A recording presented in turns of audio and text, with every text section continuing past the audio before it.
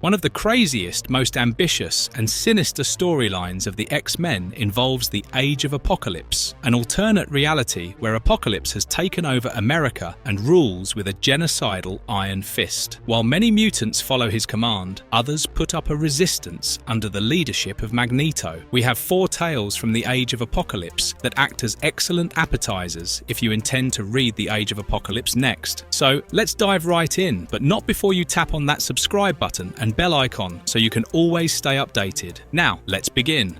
The Astonishing X-Men, the very first story, written by Scott Lobdell with art from Joe Madureira and Steve Buttolato, begins with Eric Lehnsherr asking the mutants still loyal to him, Quicksilver, Morph, Sabretooth, Storm, Banshee, Nightcrawler, and Iceman, to give their lives to the cause of protecting humans and mutants front the forces of Apocalypse. The mutants are low-key offended as they already knew what was at stake. Bishop's words about an alternate reality where mutants more or less get along with humans have disturbed Eric though, and he wonders whether his existence and the existence of the universe that surrounds him is just a mistake. Before they can explore Magneto's existential crisis, a transportal opens up and Blink and Sunfire tumble in. Sunfire is out of control and Storm and Iceman jump in to contain his flames. One of Apocalypse's prelates, Marco Delgado, peeks in through the portal and Blink immediately closes it, possibly killing him. Quicksilver demands an explanation as to why they would risk leaking their location to Apocalypse by translocating there, and Sunfire, now a bit under control, tells everyone that he had found out something horrible. Apocalypse's cullings, a mass killing, had started again despite his promise not to do so through the Kelly Pact, and this time it was led by Apocalypse's son, Holocaust. Back in Manhattan, where Apocalypse has razed nearly everything, he is visited by his follower, Rex. By his feet, the bones of hundreds and thousands of humans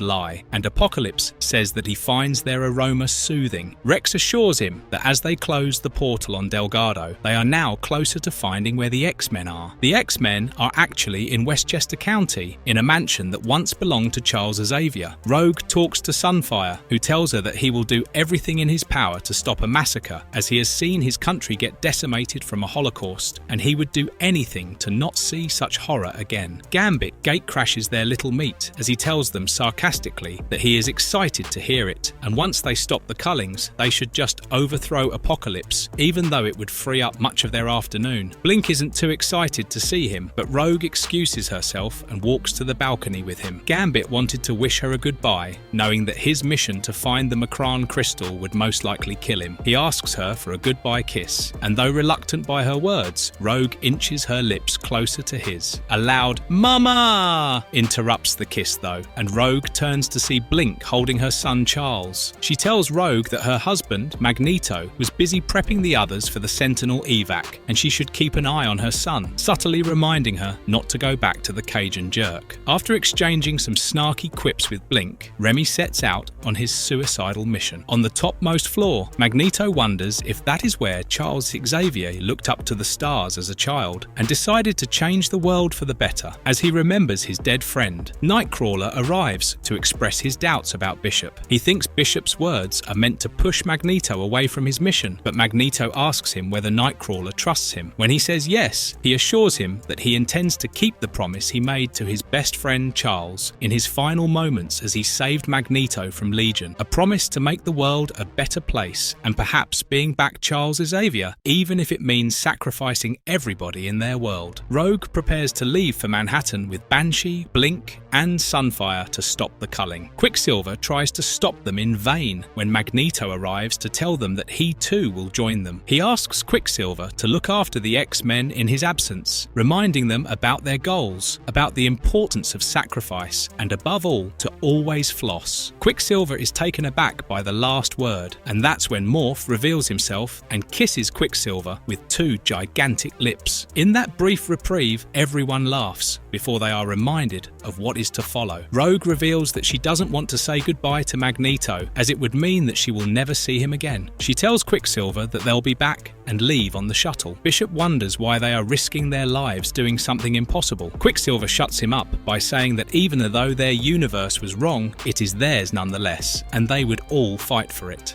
Weapon X, created by Larry Hama, Mike Thomas, Carl Keswick, Dan Green, and Chris Warner. Weapon X begins with Wolverine and his sweetheart Jean Grey riding on a Sentinel to crash at Apocalypse's headquarters and attack the mid-Atlantic seawall of Apocalypse. They are stopped by Apocalypse's powers and a multi-tentacled creature created by Mr. Sinister, but Jean's powerful psi blasts allow them inside. The two alpha-grade mutants are picked up by Apocalypse's scanners, and Havoc is sent to deal with them. Jean sends Wolverine to take down the control center while she delays Havoc. Havoc asks for Wolverine, wanting to rip off his remaining hand as a gift to his brother, but Jean tells him that Wolverine would pluck out one of his eyes to match his brother's. While Havoc and Jean fight it out, Wolverine damages the switching console of the center and takes down the entire section. His mission complete, he lands a powerful blow on Havoc without climbing atop the Sentinel again with Jean. Havoc is not one to give up easily, but he is no match to Sentinel's arm that transports him far, far away. Scott Summers informs Apocalypse that his previous ally, Sinister, had transmitted vital information to the Human High Council through mutant couriers, but he wouldn't last long as Scott had already started scouring the continent for him or his cronies. Apocalypse tells him that he has been taking his own steps to get to Sinister, but doesn't give more information regarding that. As the High Council decides on an all-out war against Apocalypse, they are rudely interrupted by Magma, a fiery prelate. She doesn't get far in furthering her master's mission though, as Wolverine guts her from behind. Like a brainwashed follower, Magma tells them her life doesn't matter, and that there will be others. Brian Braddock tells the committee that it's enough proof to show that they should begin Project Scorched Earth, and everyone agrees. Though this story was filled to the brim with action, this was my least favourite story in the series, mainly because of the overwhelming art and wordy dialogues.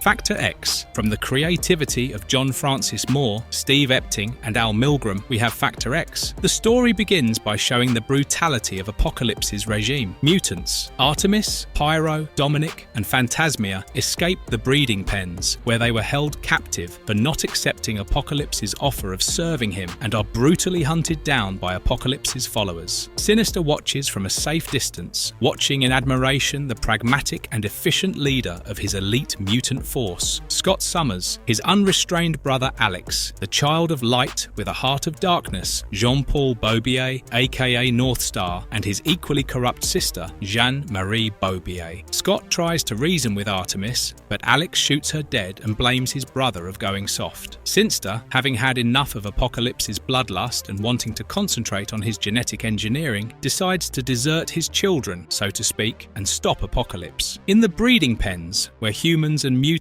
were used as nothing more than genetic stockpiles, a rebellion is stopped by siblings Samuel and Elizabeth Guthrie. Scott commands them not to be cruel, much to Samuel's irritation, but Alex reminds him they have to listen to him for now, as he outranks them for now. The escaped prisoners are fed into Dr. McCoy's gene pool, where they are broken down into a protoplasmic soup, ready for Dr. McCoy's new mutant creations. Alex floats the idea of a change of leader to the Beast, telling him that Scott's judgment seems impaired, but Beast reminds him that Sinister holds him in high regard. Scott, ignoring the Bedlam brothers' invitation to a night out, heads to meet Sinister, but the disembodied telepaths that Sinister had bred to be gatekeepers say that he's unavailable. In heaven, the penthouse nightclub, Alex sneaks a kiss with the human singer Scarlett McKenzie. As they head back home to Apocalypse's domain, Jesse Bedlam jokes that Alex was only there for the attractive human singer. Alex immediately tries to attack him, demanding why he accused him of miscegenation with a flat scan, so they weren't even being subtle with the allegory. Scott, however, has bigger fish to fry than hear about his brother's adventures, and asks Terry Bedlam to break into Sinister's chamber. Seeing the destruction there, he surmises that Sinister had destroyed all his stuff and bounced, leaving him in charge, but Alex silently schemes to take him out. This story is perhaps my favourite, as it speaks to the mixed feelings amidst the antagonists. Scott's abandonment issues, Alex's hunger for power, and the cavalier attitude of the other prelates that lets them laugh and be merry amidst all the death, pain and suffering they are causing is conveyed well.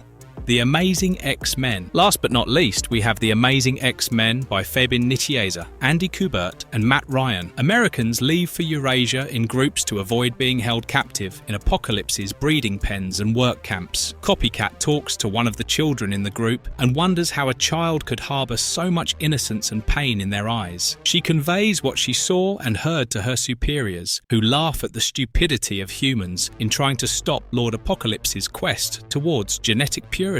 At the Xavier estate, Quicksilver, Banshee, Iceman, Dazzler, Storm, and Exodus run a practice session to take down a Sentinel, as they have to help humans during the evacuation, but the Sentinels there would not likely recognise them as allies. As they discuss the next steps, Magneto chides them for ignoring their opponent before he is completely beaten. He asks them to mask themselves from the Sentinels so that the Sentinels can take down Apocalypse's forces and they are left free to focus on the humans they need to save. Magneto reminds Exodus of his powers, something he had previously hidden as he was afraid his powers would be too corrupting, and Exodus transports Storm, Dazzler, Iceman, Quicksilver, and Banshee to where the humans travelling to Eurasia are. As night falls, the Sentinels arrive, and Storm leaves for the defense monitoring tower to take it down, allowing Sentinels to break through Apocalypse's defense shields. She doesn't need to do much though, as the Eurasians unleash their entire Sentinel force to evacuate as many humans as possible before their attack against Apocalypse, and one of the Sentinels attacks the tower. Storm hides herself from them using her electrostatic halo shields. As soon as the Sentinels arrive, Iceman builds ice barriers around them, while Quicksilver and Dazzler implant a virus in them that would hide the X-Men from their scanners. Within moments, a Sentinel announces that the mutants he scanned are reclassified as safe, and Iceman takes the barriers down, thinking the virus worked. Iceman's happiness is short-lived though, as the Sentinel blasts him as soon as the barrier is down. As Quicksilver wonders which mutants the Sentinel scanned to be safe, Havoc makes himself known, revealing that all they had to do was cyber-scramble their disk's programming data. This story was a close winner too, as it preps the stage for an intense battle to come. Havoc versus Quicksilver. Verdict. All these stories got me craving to read The Age of Apocalypse once again. What about you? Which story did you like? Let us know in the comments below, and if you liked the video, tap on that thumbs up. We will soon be back with more awesome stuff, and until then, goodbye.